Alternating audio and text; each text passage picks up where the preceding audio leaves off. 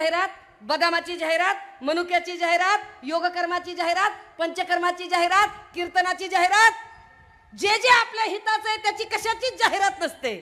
जाहिरात कशाची असते? जंगली रमी पे आओ ना महाराज. जाहिरात कशाची आहे?